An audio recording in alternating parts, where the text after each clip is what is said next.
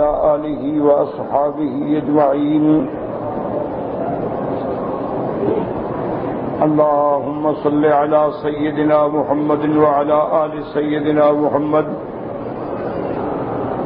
كما صليت على إبراهيم وعلى آل إبراهيم في العالمين إنك حميد مجيد. أعوذ بالله من الشيطان الرجيم. بسم الله الرحمن الرحيم.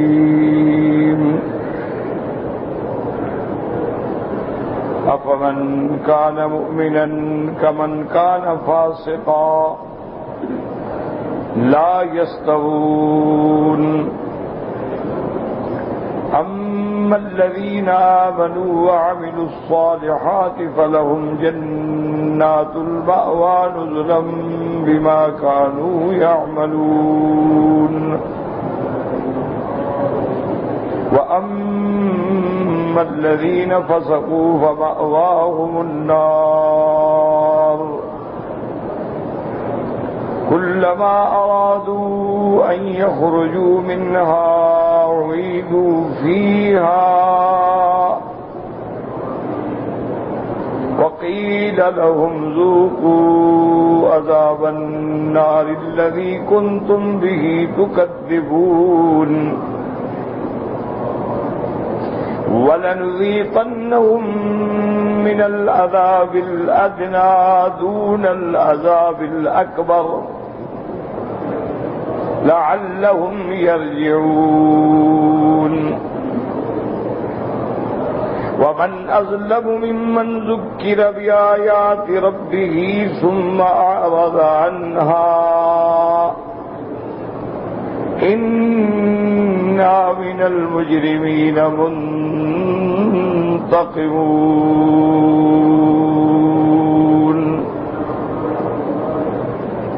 اللہ تبارک و تعالی نے کلام مقدس کی ان آیات میں مومنین اور کافرین کا تقابل بیان فرمایا ہے. جیسا الحمدللہ کہ آپ سابقہ آیات میں پڑھ چکے ہیں، اللہ تبارک و تعالی نے اس بات معاد پر دلائل کا ذکر فرمایا اور منکرین کا رد فرمایا کہ جو لوگ قیامت کے منکر ہیں، جو لوگ بعث بعد الموت کے منکر ہیں، ان کا رد فرمایا کہ کافر کہتے ہیں کہ جب ہم مر جائیں گے، گل جائیں گے، تو ہمیں دوبارہ کیسے اٹھایا جائے. اس پر قدرت نے، کلام مقدس نے اپنے دلائل کا ذکر کیا. پھر اللہ نے یوم الحشر کی ایک منظر بیان کیا کہ اس دن حال کیسے ہوگا. یعنی ابھی نہیں ہوا لیکن اللہ کے دل میں ہے نا کیسے ہوگا.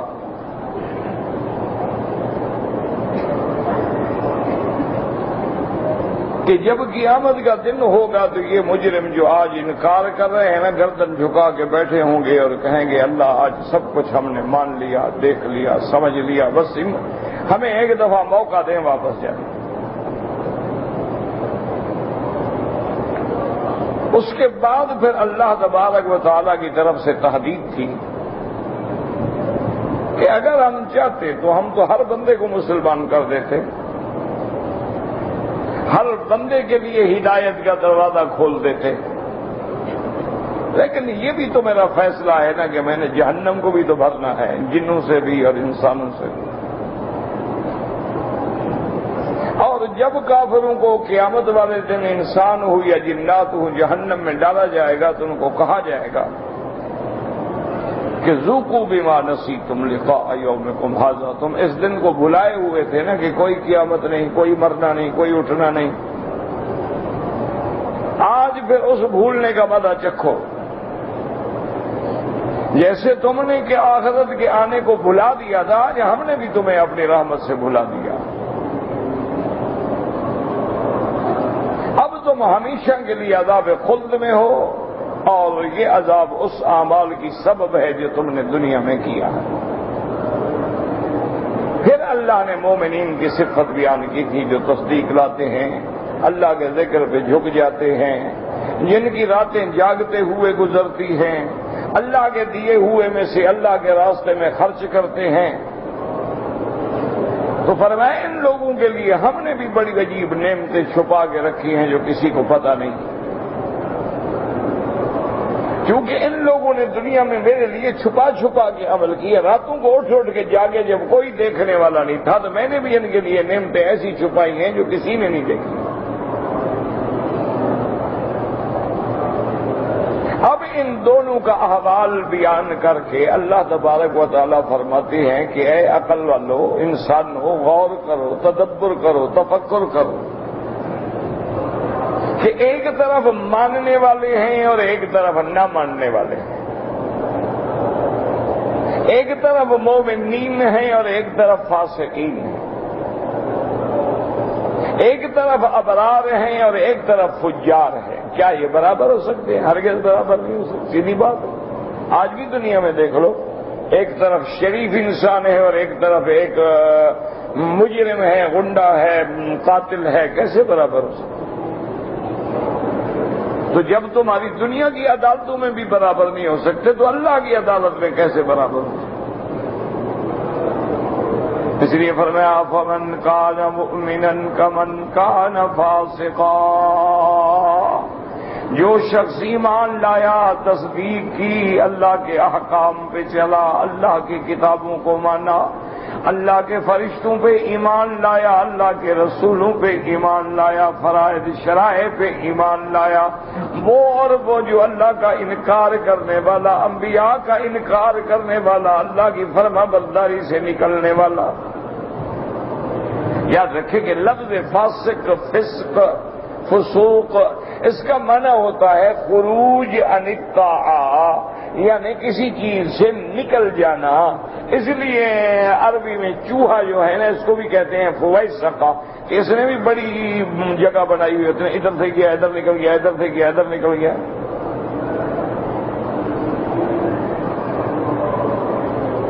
مومن کے آگے تو ایک ہی راستہ ہے نا، صراط مستقیم۔ مومن کے سامنے تو ایک ہی راستہ ہے کہ جو اللہ اور اللہ کے رسول کا حکم ہے، آمنا وصدقنا، بس بات ختم ہو۔ اس کو تو ہیلے بہانے آتے ہی نہیں نا۔ اور جو مشرک ہیں، جو کافر ہیں، کبھی وہ ہیلے بناتے ہیں، جی یہ ہمارے سفارشی ہیں، کبھی کہتے ہیں اللہ کا بیٹا ہے، کبھی کہتے ہیں اللہ کی بیٹیاں ہیں، کبھی کہتے ہیں کہ بابا اگر اللہ ہم پہ ناراض ہوتا تو دنیا میں ہمیں آل اولاد پیسہ کیوں دیتا؟ تو اگر قیامت ہوئی تو وہاں بھی ہم اسی طرح مزے میں رہیں گے۔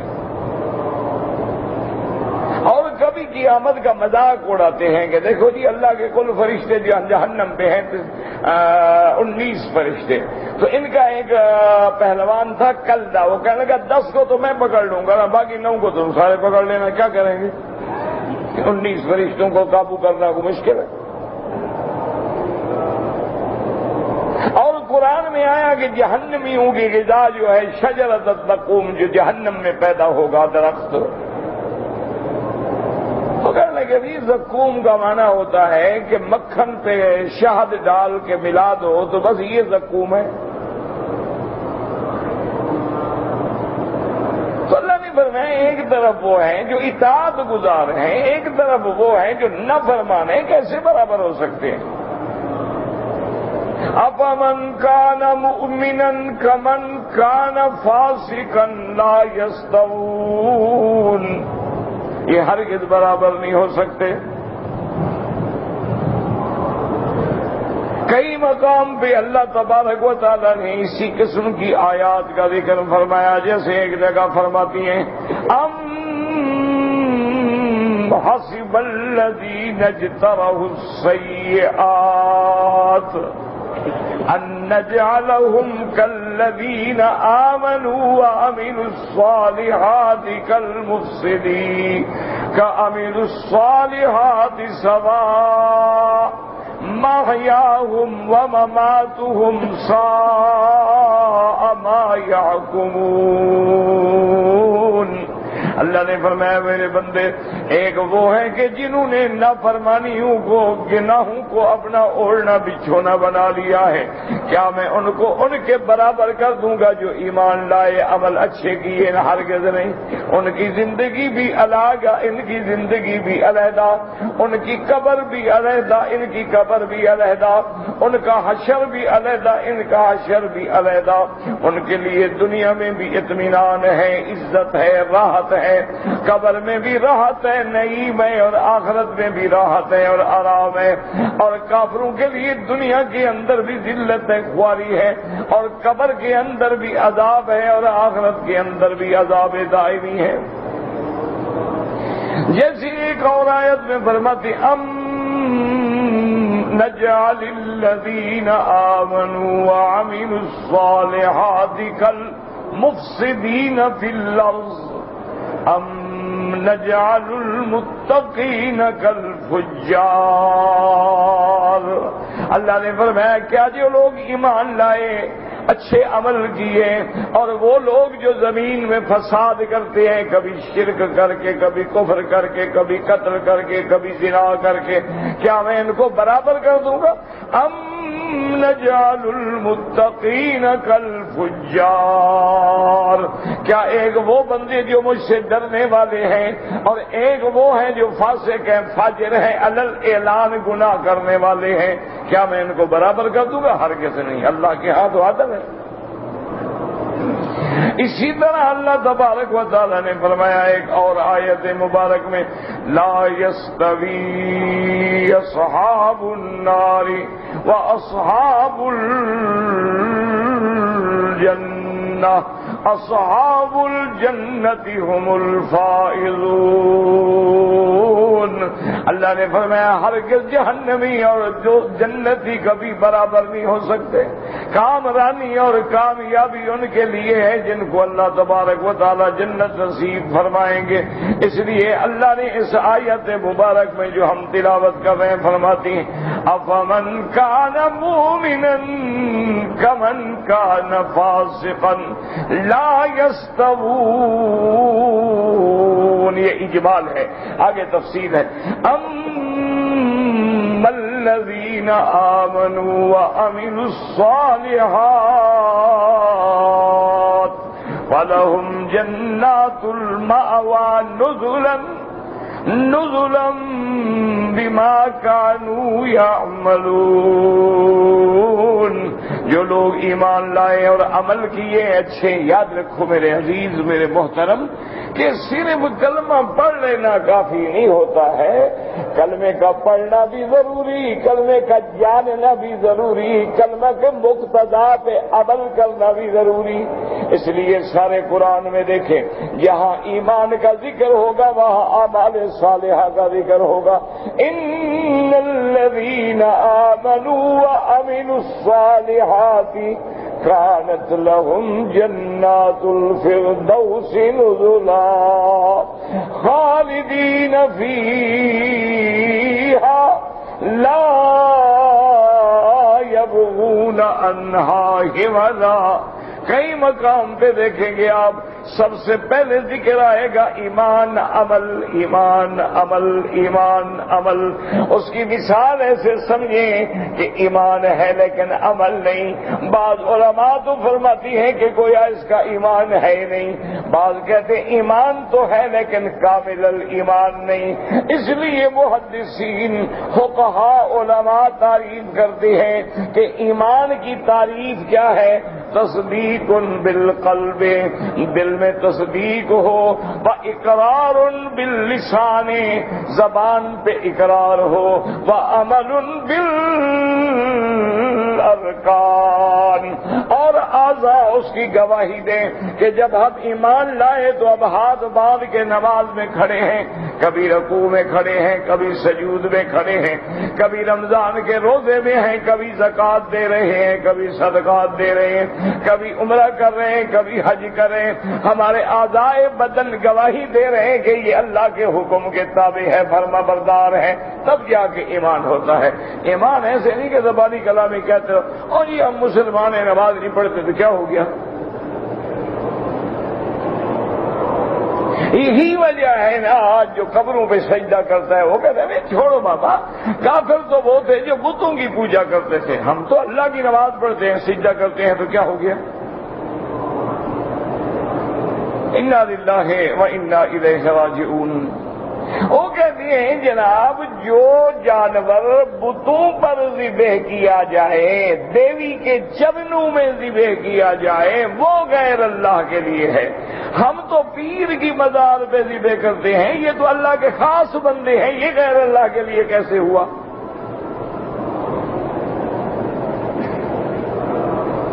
لہذا ان کے دماغ میں بات ہے، وہ کہتے ہیں جناب وہ شرک ہے، بالکل ٹھیک ہے، اللہ کے نام کے سوا کسی غیر پہ چڑھاوا نہ چڑھاؤ، منت نہ مانو، نظر نیاز نہ دو، جانور ذبح نہ کرو، کیا مانا یعنی دیوی دیوتا بت لات عزا منات حبل، یعنی ان کے چرنوں میں جیسے کافر ذبح کرتے تھے۔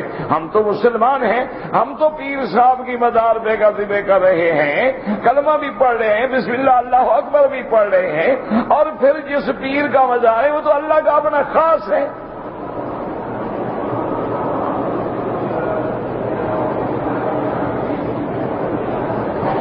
اسی لیے ایک بات یاد رکھیں کہ علماء نے فرمایا توحید جو ہے نا یہ غیرت والا عقیدہ ہے۔ بات کو سمجھیں، توحید کیا ہے؟ غیرت والا عقیدہ ہے، اور شرک کیا ہے؟ بے غیرتی والا عقیدہ ہے۔ کیا مطلب؟ مثلا تیری بیوی ہے، اگر کسی غیر بندے سے محلے والے سے گناہ کرے پھر تو مجرم ہے، اگر تیرے بھائی سے زنا کرے تو تیرا اپنا ہے، وہ تو تیرے باپ کا خون ہے نا، لہذا وہ ٹھیک ہو گیا۔ اگر غیرت ہے وہ کہے گا جناب بھائی ہو کوئی ہو، بیوی میری ہے، نکاح میرا ہے، عصمت میری ہے، عزت میری ہے، میرے بھائی کے ساتھ بھی آنکھ ملا میں تو ٹکڑے کر دوں گا، غیرت ہے نا۔ اسی طرح اللہ بھی فرماتا ہے بندہ میرا ہے اور سجدہ غیر کو کرے میں بھی جہنم میں ٹکڑے کر کے ڈال دوں گا۔ میں نے فرمایا میں تو سب سے بڑا غیرت والا ہوں، تم ایک عورت میں کسی کی شراکت برداشت نہیں کرتے ہو، میں خدائی میں برداشت کر لوں۔ اور شرک بے غیرتی والا عقیدہ ہے کہ جیسے بے غیرت لوگ جو ہوتے ہیں، ایک عورت ہے 4 عاشق ہیں، ایک عورت مجرے میں گا رہی ہے، 20 بندے بیٹھے ہیں پاگل ہو کے، سارے خوش ہیں کہ مجھ پر مہربان ہے۔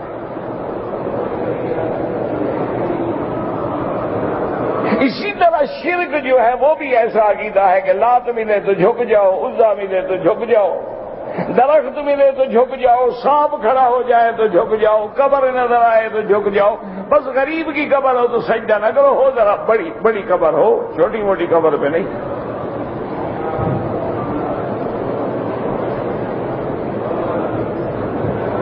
اس لیے ہمیشہ یاد رکھو اللہ فرماتا ہے ما اہل بہ لغیر اللہ، اللہ کے سوا کسی کے نام پر کرو، وہ نام نبی کا ہو، ملائکہ کا ہو، ولی کا ہو، پیر کا ہو، بت کا ہو، کسی کا ہو، غیر اللہ ہے،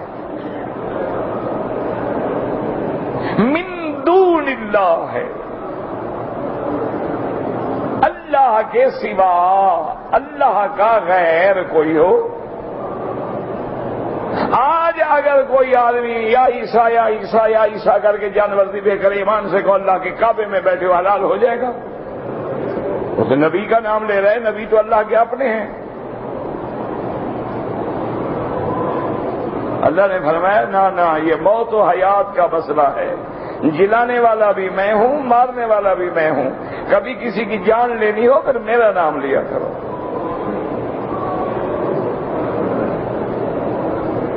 اس لیے اللہ تبارک و تعالیٰ فرماتے ہیں جہاں بھی قرآن پڑھو گے یہی ملے گا کہ ایمان ساتھ اعمال صالحہ، تصدیق بھی ہو، اچھا دل میں تصدیق ہے لیکن اقرار نہیں کرتا، مسلمان نہیں۔ کتنے ہندو ہیں جنہوں نے میرے مدنی محبوب کے شان میں بڑے بڑے قصیدے لکھے ہیں. ایک ہندو گزرا ہے، بہت بڑا مانا ہوا ان کا پادری گزرا ہے، اس نے ایک حساب بنایا تھا، یعنی ریاضی کا، جیسے ریاضی کا حساب ہوتا ہے اس کا حساب بنایا. اس نے کہا دنیا کی کوئی شے لے لو، مثلا یہ عینک ہے، اس نے کہا اس میں عین یا نون کاف 3 لفظ ہیں، ان کے اس اعداد نکال کے جمع کرو، ان کو 9 پہ تقسیم کرو، جو عدد نکلے گا محمد مصطفیٰ کا نام ہوگا. اب دیکھیں وہ ہندو ہے. اسی طرح مائیکل ہارٹ نے جو کتاب لکھی ہے جس میں اس نے دنیا کے مشاہیر 100 کا ذکر کیا ہے، سب سے اعلیٰ نمبر جو ہے اس نے کہا حضرت محمد الرسول اللہ.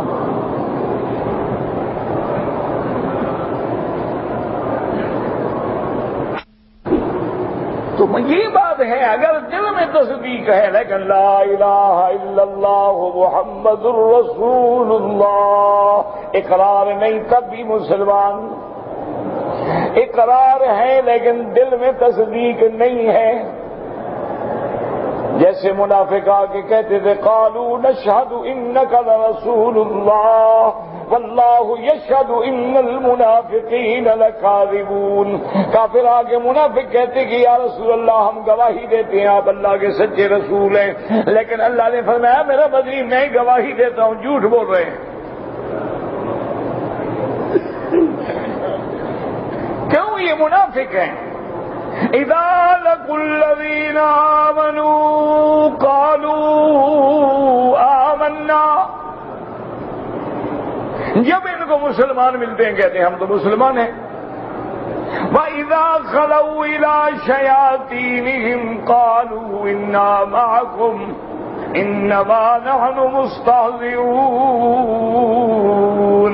اور جب اپنے شیاطین کفار کو ملتے ہیں ان کو کہتے ہیں خدا کے بندے تمہیں کیا ہو گیا ہے، ہم تو مسلمانوں سے دھوکہ کر رہے ہیں، مذاق کر رہے ہیں، ان کو ہم نے دھوکے میں رکھا ہوا، اصل تو ہم تمہارے ساتھ ہیں.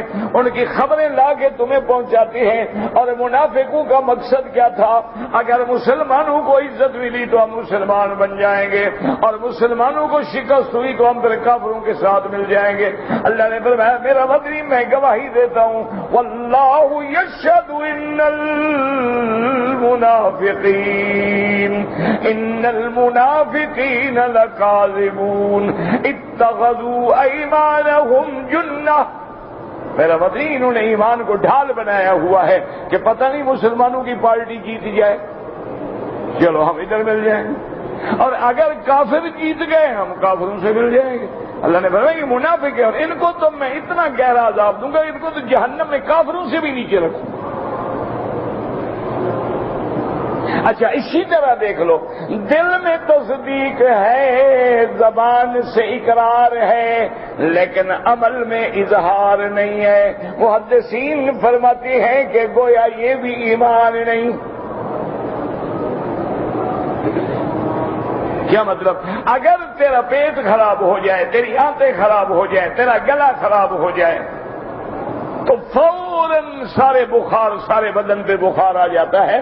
جب بخار آتا ہے، بخار کوئی بیماری نہیں، بخار دراصل دلالت کرتا ہے کہ اندر کوئی انفیکشن ہے. تو علماء نے لکھا ہے تیرا بخار انفیکشن ہو سارے بدن کو پکڑ لیتا ہے، اچھا ایمان ہے جو تیرے کسی جگہ سے ظاہر ہی نہیں ہوتا. تم اچھے مسلمانوں کی شکل دیکھو تو کافروں والی، لباس دیکھو تو کافروں والا، کھانا دیکھو تو کافروں والا، پینا دیکھو تو کافروں والا، اٹھنا بیٹھنا دیکھو تو کافروں والا، سالگرہ دیکھو تو کافروں والی، شادی کی سالگرہ دیکھو تو کافروں والی، ویلنٹائن ڈے دیکھو تو کافروں والا، نیو ایئر نائٹ دیکھو تو کافروں والی، پتنگ اڑانا دیکھو تو کافروں والا، رنگ ڈالنا دیکھو تو کافروں والا. بھی کیسا مسلمان ہے بھائی؟ یہ کیسا مسلمان ہے؟ لباس دیکھو تو کافر شرما جائیں، اور شکل دیکھو تو بالکل نہ نبی سے ملے، نہ صدیق سے ملے، نہ شہید سے ملے، نہ ولی سے ملے۔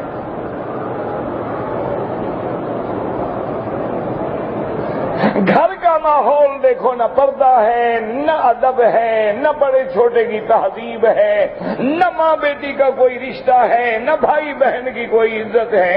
اب تو بھائی یعنی جو بہت زیادہ بہن بھائی قریب ہوں وہ کہتے ہیں جی بہن بھائی نہیں، ہم تو بڑے اچھے فرینڈ ہیں، اچھے دوست ہیں۔ یعنی بہن بھائی کا رشتہ تو کچھ نہیں نا، ہم اچھے دوست ہیں۔ اور اتنے اچھے دوست ہیں کہ بھائی میرے سامنے کھل کے گناہ کرتا ہے، بہن میرے سامنے کھل کے گناہ کرتی ہے، وہ اپنے بوائے فرینڈ کے ساتھ ہے، میں اپنی گرل فرینڈ کے ساتھ ہوں، دونوں خوش ہیں۔ یہ اسلام ہے۔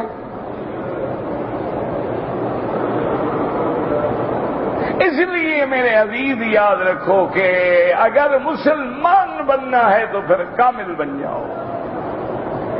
یہ آدھا بٹیر آدھا تیتر جو ہے نا، یہ اللہ کو قبول نہیں ہے۔ مسلمان ہے ماشاءاللہ، ہر سال حج پہ آتا ہے، کاروبار کیا ہے جی؟ سودی کاروبار کرتے ہیں۔ ماشاءاللہ جناب ٹیکسٹائل مل لگائی ہوئی ہے، اور ہر سال اپنے مزدوروں میں 4 بندوں کو حج پہ بھیجتے ہیں، 8 کو عمرے پہ بھیجتے ہیں، اور مل کا پیسہ کیا ہے؟ سود کا ہے۔ قرضہ کیا ہے؟ سود کا ہے۔ مال کہاں پلج ہے؟ بینک میں ہے، سود میں ہے۔ سودا کس کے ذریعے ہو رہا ہے؟ بینکوں کے ذریعے، سود سے ہے۔ حج پہ بھیجو، کروڑ حاجی بنا دو، کچھ بھی نہیں ہوتا۔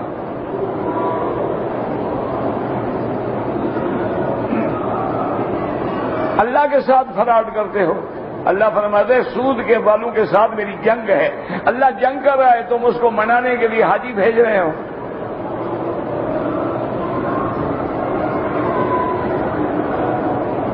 ماشاءاللہ کہتے ہیں جی فلاں آدمی ایسا اللہ کا پیارا ہے، ہر سال حج پہ آتا ہے۔ بھئی پیسہ انہوں نے کہا جی بس 10 15 20 لاکھ رشوت کھا لیتا ہے مہینے میں۔ یہ کوئی فخر نہیں ہوتا۔ یاد رکھو کہ مکے آتا ہے، مدینے آتا ہے۔ مکے مدینے میں ابو جہل رہتا تھا، عتبہ عتیبہ شیبہ ربیعہ ابی لہب، یہ سارے مکے کے تو تھے۔ کیا خیال ہے مکے میں رہنے سے ابو جہل جنت میں چلا جائے گا؟ ابو لہب کو جنت مل جائے گی کہ چلو جیسا بھی ہے مکے میں رہا، زمزم پیا ہے اس نے، مکہ شریف یہ حدود حرم میں دفن ہے، یہ جنت المعلیٰ میں دفن ہے۔ چلو کافر تو ہیں لیکن جنت المعلیٰ میں تو دفن ہے نا۔ جیسے ہمارا جاہل کہتا ہے، وہ کہتا ہے حضرت دیکھو نا ہمارا پیر گنہگار ہے، بدکار ہے، شرابی ہے، لیکن مرشد کا بیٹا تو ہے نا جی۔ آگ پر پانی ڈالو یا پیشاب ڈالو، آگ تو بجھ جاتی ہے نا، صحیح؟ آگ تو بجھا دے گا نا جہنم کی۔ اس کو پتہ نہیں جہنم کی آگ نہیں بجھتی، وہ پانی سے بھی نہیں بجھتی، وہ بندے سے بھی نہیں بجھتی، اس کا تو ایندھن بندے ہیں۔ وقودها الناس والحجارۃ۔ جیسے کسی لکھنوی نواب نے کسی نے پوچھا کہ جناب کا نام، انہوں نے کہا جی کلب علی، علی کا کتا۔ اور نے کہا جی علی کا کتا کیوں؟ نے کہا جی ہمارا عمل تو ہے نہیں، علی کا کتا بن کے جنت میں چلے جائیں گے۔ اس نے کہا جنت میں تو اللہ کا کتا نہیں جائے گا تو علی کا کتا کہاں لے جائے گا؟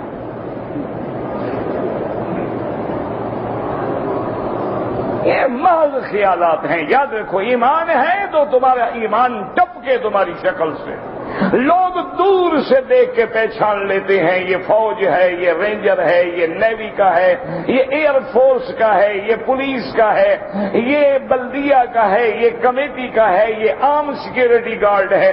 تیری شکل دیکھ کے نظر نہ آئے کہ یہ محمد مصطفیٰ کا غلام ہے تو فائدہ کیا ہوا؟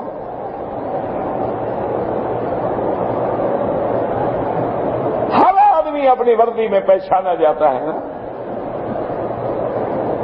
ہر آدمی اب دیکھیں نا یہودی ہے، دور سے دیکھیں پہچانا جائے گا کہ یہاں چھوٹی سی ٹوپی ہوگی اور ایسے بال ہوں گے، داڑھی تو خیر تم سے بھی بڑی ہوتی ہے آج کل ان کی، دور سے پہچانا جائے گا یہودی ہے۔ ہندو ہے، دور سے پہچانا جائے گا، دھوتی باندھی ہوئی ہے، تلک لگایا ہوا ہے، دور سے نظر آئے گا کہ یہ ہندو ہے۔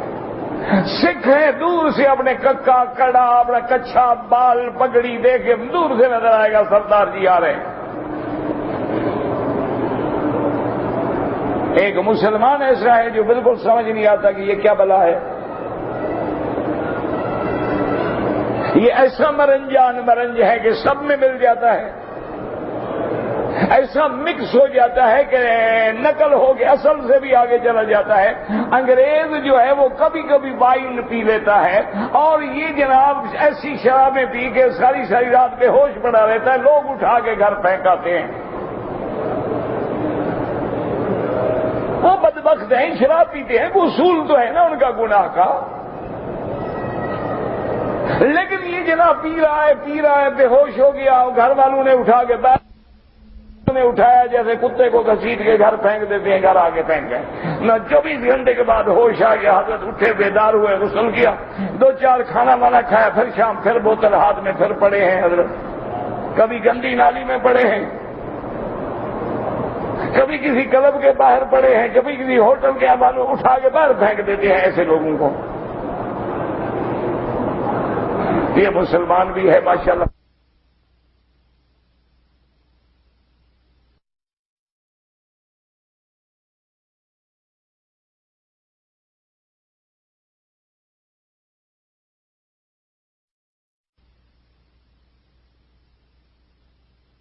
عجیب بس کملی والے کا کرم ہے.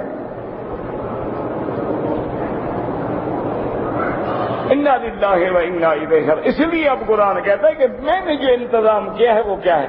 وَأَمَّا الَّذِينَ آمَنُوا وَعَمِلُوا الصَّالِحَاتِ، جو ایمان لائے لیکن کیا اچھے عمل کیے. اچھے عمل کیا ہے؟ داڑھی منڈاتے ہیں، یہی اچھا عمل ہے. اچھا عمل کیا ہے؟ نماز نہیں پڑھتے. اچھا عمل کیا ہے؟ جھوٹ بولتے ہیں، غیبت کرتے ہیں، حرام کھاتے ہیں، لوگوں کو لوٹتے ہیں، ویزا بیچتے ہیں، عورتیں مردوں کے پاسپورٹ بدل ڈالتے ہیں. یہی اچھے عمل ہے. فَأَمَّا الَّذِينَ آمَنُوا وَعَمِلُوا الصَّالِحَاتِ، اللہ نے فرمایا اچھے عمل کا معنی یہ ہے کہ ان کا نمونہ میرا مدنی محمد مصطفیٰ ہے. اگر ایسے عمل ہیں ان کو ملے گا کیا؟ فَلَهُمْ جَنَّةُ الْمَأْوَىٰ، ان کا ٹھکانہ کیا ہے؟ جنت. اور یہ جنت کیا ہوگی؟ نزلا بما كانوا يعملون، یہ اللہ کی طرف سے مہمانی ہوگی ان اعمال صالحہ کی جو انہوں نے دنیا میں کیے ہیں. وَأَمَّا الَّذِينَ فَسَقُوا، اور جنہوں نے کفر کیا ہے، شرک کیا ہے، خروج نطاع کیا ہے، فَمَأْوَاهُمُ النَّارُ، ان کا ٹھکانہ کیا ہے؟ جہنم. كُلَّمَا أَرَادُوا أَن يَخْرُجُوا مِنْهَا، جتنی دفعہ چاہیں گے کہ کسی طرح ہم نکل جائیں، اُعِیدُوا فِیہا، پھر اسی جہنم میں دوبارہ ڈال دیے جائیں گے. وَقِیلَ لَهُمْ، اور ان کو کہا جائے گا ذُوقُوا عَذَابَ النَّارِ الَّذِی کُنتُم بِہِ تُکَذِّبُونَ، ان کو کہا جائے گا کہ چکھو جہنم کے عذاب کا مزہ جس کی تم تکذیب کرتے تھے کہ کوئی جہنم نہیں، کوئی قیامت نہیں، آج مزہ چکھو. فرماتے ہیں وَلَنُذِيقَنَّهُم مِّنَ الْعَذَابِ الْأَدْنَىٰ دُونَ الْعَذَابِ الْأَكْبَرِ لَعَلَّهُمْ يَرْجِعُونَ. فرماتے ہیں ہم ان کو چکھائیں گے قیامت کے آنے سے پہلے، اس بڑے عذاب سے پہلے ذرا چھوٹا چھوٹا عذاب کا نمونہ چکھائیں گے. وہ عذاب کا نمونہ کیا؟ کبھی بیماری ڈال دی، کبھی کوئی مصیبت ڈال دی، کبھی قرضہ ڈال دیا، کبھی کوئی ذلت مشقت میں ڈال دیا، یہ بھی نمونہ ہے عذاب کا۔ اور فرمایا یا عذاب قبر میں عذاب ہوگا تاکہ لعلہم یرجعون، اللہ کی طرف لوٹ آئیں۔ لیکن یاد رکھو عذاب قبر کے بجائے اس آیت سے مراد دنیا کا عذاب ہے۔ اس لیے علماء کہتے ہیں کہ جو دنیا میں عذاب آتے ہیں اگر ان پہ بھی غور کرو تو اللہ کی طرف سے یہ بھی رحمت ہے کہ شاید بندہ عذاب سے ڈر کے سیدھے رستے پہ آ جائے۔ وَمَنْ أَظْلَمُ مِمَّنْ ذُكِّرَ بِآيَاتِ رَبِّهِ ثُمَّ أَعْرَضَ عَنْهَا، اس سے بڑا ظالم کون ہے جس کو اللہ کی آیات سے ڈرایا جاتا ہے لیکن منہ پھیر کے چل دیتا ہے۔ قرآن سنایا جاتا ہے، اللہ کے احکام بتلائے جاتے ہیں، احوال پیغمبر سنائے جاتے ہیں، لیکن غور ہی نہیں کرتے کہ چھوڑو یار، چھوڑو یہ مولوی لوگ ہیں، بس ان کو تو جنت جہنم کی پڑی اور کام تو ہے نہیں نا۔ ان کو چیٹنگ کرنی ہو، ان کو انٹرنیٹ پہ بیٹھنا ہو، ان کو بینکوں سے فراڈ کرنا ہو، ان کو فرصت ہی نہ ملے، فارغ لوگ جو ہیں بس جنت جہنم لگائی ہوئی ہے۔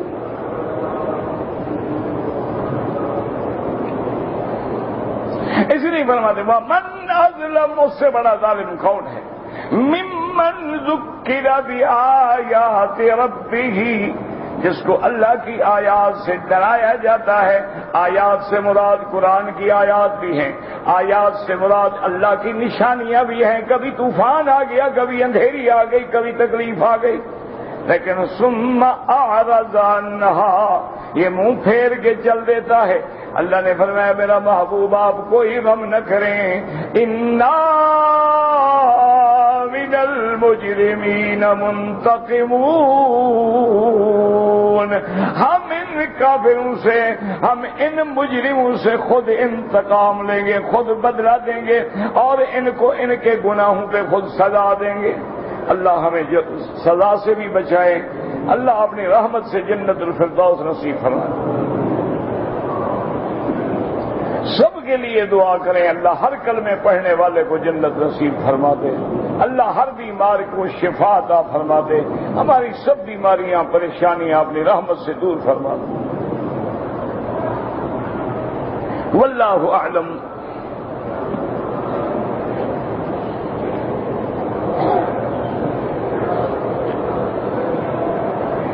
عورت نماز جنازہ پڑھ سکتی ہے یا نہیں، پتہ نہیں لوگوں کے دماغ میں یہ خلل کیوں ہے۔ اگر عورت فرض نماز پڑھ سکتی ہے، سنت پڑھ سکتی ہے، تہجد پڑھ سکتی ہے، اشراق پڑھ سکتی ہے، طواف کی 2 رکعات پڑھ سکتی ہے، جنازے میں کیا پھانسی لگ گئی ہے؟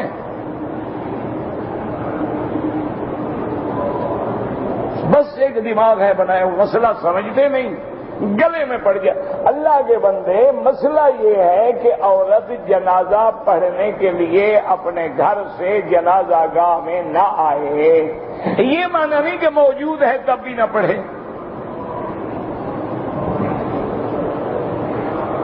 اب ہمارے ملکوں میں جنازے جو ہیں عورتیں نہیں آتی، اب یہاں اللہ کا حرم ہے، عورتیں بھی ہیں مرد بھی ہیں، جب باقی نمازیں پڑھی ہیں جنازہ بھی پڑھیں گے۔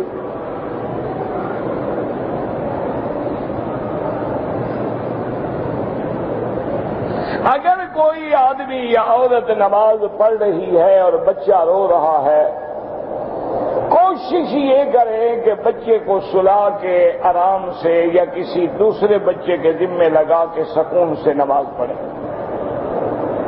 اگر مجبور ہے تو نفل نماز میں تو اس کو اٹھا کے بھی پڑھ سکتی ہے، لیکن فرض نماز ہے تو اٹھا کے نہ پڑھے، بس کوشش کرے اپنے فرض جلدی جلدی ادا کرے تاکہ بچہ نہ روتا رہے۔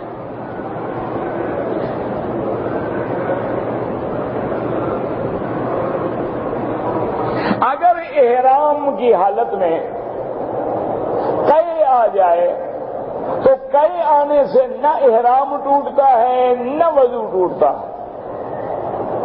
البتہ بعض فقہاء کرام یہ لکھتے ہیں کہ قے منہ بھر کے آ گئی ہے تو پھر جو ہے بہتر ہے کہ وضو کر لے دوبارہ، ورنہ وضو نہیں ٹوٹتا ہے۔ وہ بھی روزے میں مسئلہ ہے کہ قے منہ بھر کے آئے تو روزہ ٹوٹ جائے گا، تھوڑی آئے تو نہیں ٹوٹے گا۔ مسجد جعرانہ کی تاریخ میں کنویں کا کیا ذکر ہے؟ جب حضور نے وہاں قیام فرمایا تو کنواں کھودا گیا، اس کا پانی کڑوا تھا، تو صحابہ نے عرض کیا کہ یا رسول اللہ اس کا پانی کڑوا ہے، آپ تشریف لے آئے، ڈول کھینچا، آپ نے کچھ پڑا، اپنا لعاب دہن ڈالا، وہ پانی پھر اسی کنویں میں ڈال دیا، دوبارہ کھینچا تو اللہ نے اس کو میٹھا کر دیا۔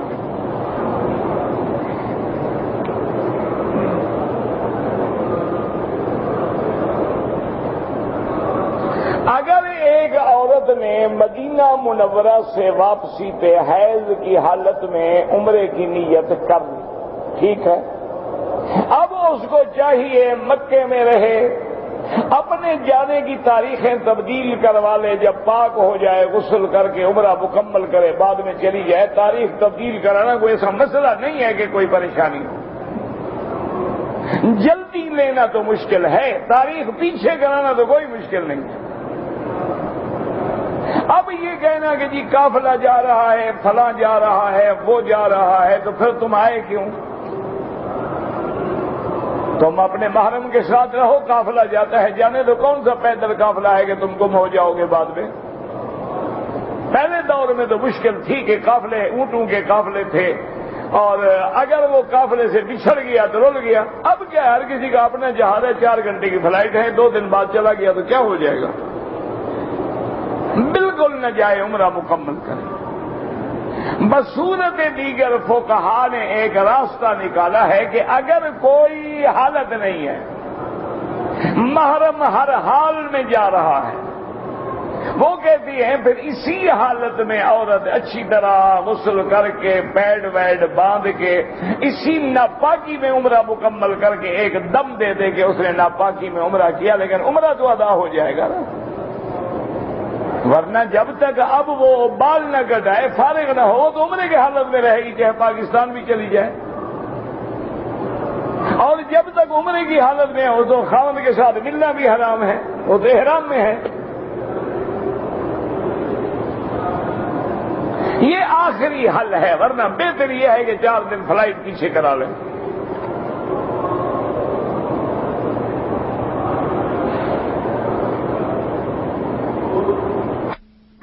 قریبی رشتہ دار ہے، زکوٰۃ کا مستحق ہے، لیکن میرا شوہر اس پہ ناراض ہے، اس کو کہتا ہے زکوٰۃ نہ دو، بہرحال تم کسی اور غریب کو دے دو، اپنا گھر تو برباد نہ کرو نا، خاوند کسی اور شبوں میں نہ تو پڑ جائے کہ میری بیوی پھر خیرات اسی کو آخر کیوں دیتی ہے، اور بھی تو غریب ہے نا رشتہ دار، کسی اور کو دے دو تاکہ اپنے گھر کو خراب نہ کرو، بلا وجہ شوہر کے دماغ میں شک نہ پڑے۔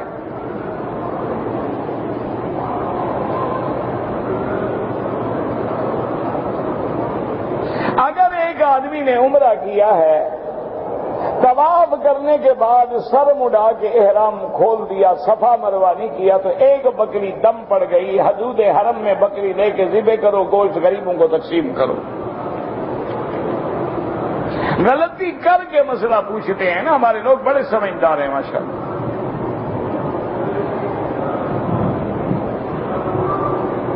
امام ابو حنیفہ 50 ہجری میں پیدا ہوئے۔ امام ابو حنیفہ کی کتاب ہے مسند امام ابی حنیفہ، اور یہ کوئی دلیل نہیں ہوتی کہ آدمی کہے فلاں کی کتاب ہے۔ اس طرح اگر آپ سے کوئی کہے کہ حضرت ابو بکر کی کتاب دکھاؤ، پھر کیا کرو گے؟ کوئی مطالبہ کرے تم سے کہ حضرت عمر نے کون سی کتاب لکھی ہے، یہ کیا بات ہے؟ کوئی ضروری تو نہیں ہوتا کہ ہر عالم جو ہے مؤلف بھی ہو، بعض مدرس ہوتے ہیں، بعض مؤلف ہوتے ہیں، بعض معلم ہوتے ہیں، بعض خطیب ہوتے ہیں، بعض صرف تقریریں کرتے ہیں، کبھی انہوں نے کتاب نہیں لکھی، بعض لوگوں نے ساری زندگی کتابیں لکھی ہیں، کبھی تقریر نہیں کی، بعض لوگوں نے ساری زندگی قرآن حدیث پڑھایا ہے لیکن کبھی کتاب نہیں لکھی، بعض لوگ ہوتے ہیں جنہیں پڑھایا بھی ہے، لکھا بھی ہے، خطیب بھی ہے۔ یہ تو اللہ کی طرف ہے، اس کو مسئلہ نہیں ہے۔ یہ تو جاہل کہتے ہیں، او جی دیکھو امام صاحب کی کتاب کوئی نہیں، اعتراض کرنے والے کی کون سی کتاب ہے جناب؟ نہ جو امام ابو حنیفہ پہ اعتراض کر رہے ہیں، اس نے آپ خود کون سی کتاب لکھی ہے؟ امام ابو حنیفہ تو تابعین کے دور کا آدمی ہے، خیر القرون کا آدمی ہے، زبان سنبھال کے بات کیا کرو۔ تمہیں بھول گیا کہ حضور نے فرمایا خیر القرون قرنی ثم الذین یلونہم ثم الذین یلونہم ثم الذین یلونہم، او کما قال النبی صلی اللہ علیہ وسلم۔ امام صاحب کو کچھ نہیں بگڑے گا، تمہارا خاتمہ ٹھیک نہیں رہے گا۔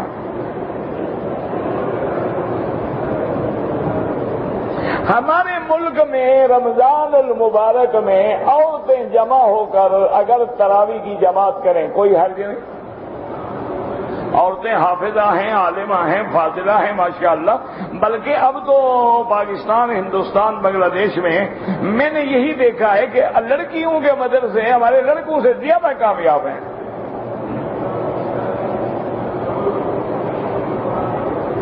اور ابھی میرے خیال میں ابھی سال ہی نہیں گزرا ہے، ہماری ایک بیٹی، یعنی بیٹی سمجھے ویسے بیٹی کہہ رہا ہوں، یعنی حقیقی بیٹی نہیں ہے، تو اس نے شرح لکھی ہے بخاری شریف کی ماشاءاللہ، مجھے بھیجی ہے کہ تقریر دیکھ کے میں ان کو بھیجوں، انڈیا کی ہے بیچاری وہ، یعنی اس دور میں اتنی لائقہ فاضلہ ہے کہ اس نے بخاری شریف کی شرح لکھ ڈالی۔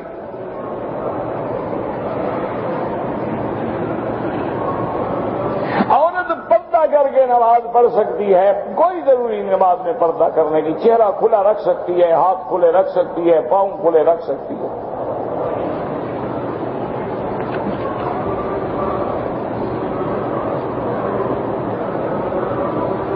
اگر طواف کرتے ہوئے غلطی سے 6 چکر ہو گئے یا 8 ہو گئے، طواف ہو گیا، وہم میں نہ پڑھو۔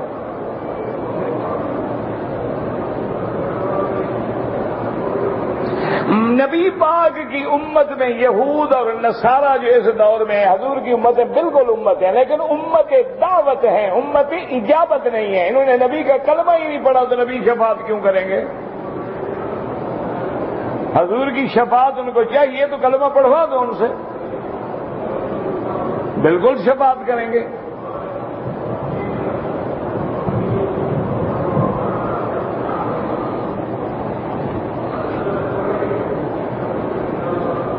میرے دوست کا ایکسیڈنٹ ہو گیا، اللہ مغفرت فرمائے، اللہ پاک سب کی حفاظت فرمائے، جو فوت ہو گئے مغفرت فرمائے۔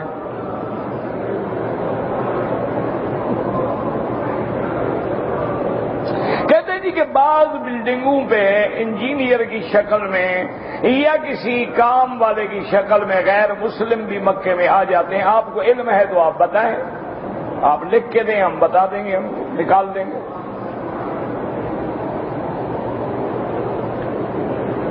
رفع یدین جو ہے بعض ائمہ کے نزدیک سنت ہے اور احناف کے نزدیک صرف تکبیر تحریمہ میں ہے۔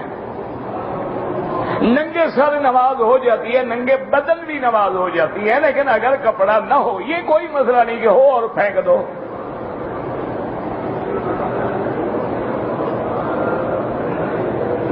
اگر عمرے کے 2 رکعت نفل بھول جائیں کوئی حرج نہیں۔ اگر سائی کے بعد حلق کر کے احرام کھول دیں ٹھیک ہو گیا، نہیں پڑے 2 رکعت کوئی بات نہیں، کوئی 3 عمرے واجب نہیں، ایک عمرہ وہی ہے جو اپنے ملک سے آ کے کرتے ہو، پھر اللہ موقع دے تو کر لو، نہ کرو تو نہ کرو۔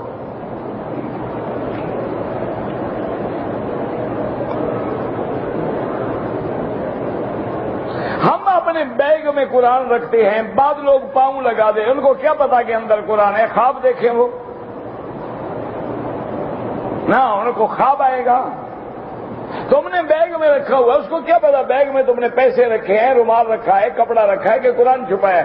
اگر قرآن ہے تو اپنے سینے کے آگے رکھو تاکہ کسی کا پاؤں لگے ہی نہیں۔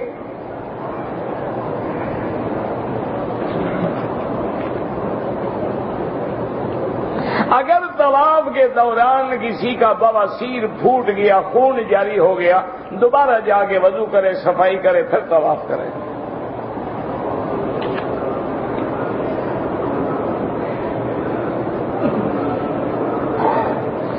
میں جی آیا تھا اور آپ نے مدینہ شریف میں بات کے لیے لکھ دیا تھا، عشاء کے بعد مجھے ملے، میں لکھ دوں گا، آپ بھی لکھ دوں گا۔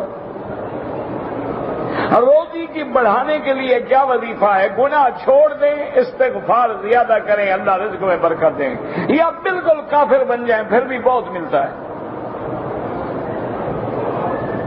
مسلمان بننا ہے تو دو باتیں ہیں کہ گناہ چھوڑ دیں اور استغفار زیادہ کریں۔ استغفر اللہ، استغفر اللہ، استغفر اللہ۔ اللہ کا قرآن میں وعدہ ہے یمددکم باموال وبنین، اللہ مال بھی بڑھا دیتے ہیں، اولاد بھی بڑھا دیتے ہیں۔ باقی یہ ہے میرے عزیز کہ اگر حنفی ہے تو امام کے پیچھے تین امام نہیں ہیں۔ امام ابو حنیفہ کے نزدیک فاتحہ امام کے پیچھے نہیں پڑھی جائے گی، چاہے نماز جہری ہے یا سری۔ امام احمد ابن حنبل بھی فرماتے ہیں کہ نماز جہری ہے، امام زور سے پڑھ رہے نہ پڑھو تم۔ تو تین نمازوں میں تو وہ بھی امام ابو حنیفہ کے ساتھ ہیں، فجر میں اور مغرب میں اور عشاء میں۔ اور اسی طرح وہ فرماتے ہیں کہ اگر امام کی قرات تمہیں سنائی نہ دے تو مستحب ہے، وہ یہ نہیں کہتے کہ فرض ہے۔ تین طلاق کے بارے میں بھی تینوں ائمہ کے نزدیک تین ہیں، بعض علماء اہل حدیث کے نزدیک ایک ہے۔ مدینہ منورہ سے اگر مکے آ گئی اور احرام نہیں باندھا حیض کی وجہ سے، پاک ہو جائے فوراً مدینہ لوٹ جائے، دوبارہ احرام باندھ کے عمرہ کرے، ورنہ دم دینی پڑے گی۔ میری آنٹی طواف کرتے ہوئے گم ہو گئی، صفا مروا نہیں دوڑی، کوئی حرج نہیں۔ اگر وہ طواف کر چکی ہے اب صفا مروا دوڑا دے، کوئی مسئلہ نہیں۔ عورت کا احرام ہوتا کوئی نہیں تو کھول کیا دیا؟ کیا کھول دیا؟ عورت کا تو کوئی احرام نہیں ہوتا، کھول کیا دیا؟ یہ تو آپ رومال خود باندھ دیتے ہیں، شریعت کی طرف سے تو کوئی احرام نہیں۔